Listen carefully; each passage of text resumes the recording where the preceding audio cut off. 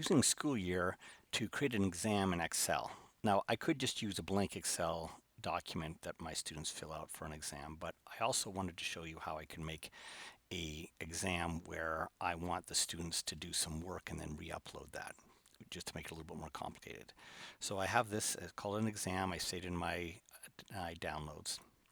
And in D2L, I'm going to go to assessments, quizzes. I'm going to make a new quiz. I'm going to call it midterm. And as I said, we're going to be using Schoolyear, which allows students to use a virtual machine that's secure to do the exams, and they can't access ChatGPT or anything else or anybody else's cheat files.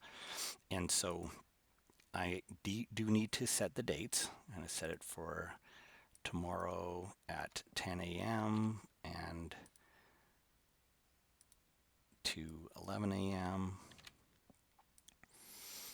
And it's going to give them 1 hour. And I'm going to make a question, a written response question. I'm going to allow learners to insert images and attachments. That's the way that they're going to be able to get the file back. And I'm going to say, use this spreadsheet to calculate the sum. And on this spreadsheet, I'm going to select it. I'm going to copy this phrase, this spreadsheet. You'll see why in a minute. I'm going to use this insert stuff to go to my computer and upload from the downloads folder my midterm exam. And upload. They're going to want the link text. That's why I copied it, so I can paste it in here, this spreadsheet, and then insert. And I'm going to make it worth 10 points and save. I'm going to make this in the gradebook and add it to the gradebook. Or if I already have an existing one, I could go edit and go into an existing one, but I don't have one, so I'm just going to create one. And then save and close. Oh yeah, turn off auto submit. By the way, that auto submit, if you go back in, that's in the bottom right hand, will it automatically submit? And I'd like to look at them before I submit them. So it's set up the way that I want it now.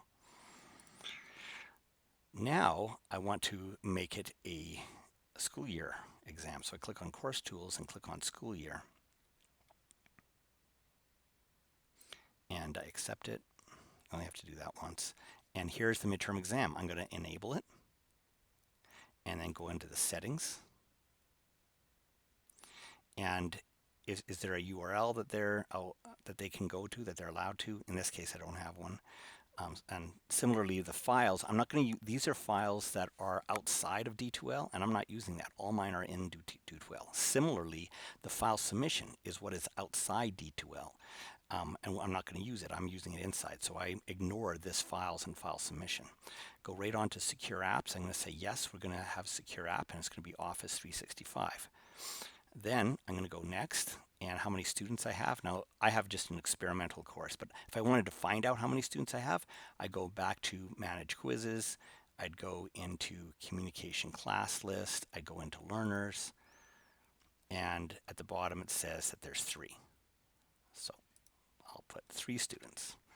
And then it automatically detected my start and end times, which is good. And then I'm going to go next. We're not going to do the files, and then save. Yes, save the exam. So it was saved successfully. Now this needs to happen, by the way, at least 3.5 hours before it's happening. In my case, it's tomorrow, so it's well within the 3.5 hours. And you need that because the virtual machines take a little bit of time to set up and also make sure that they're stable. So that is now all set up and ready to go, and students can take the quiz.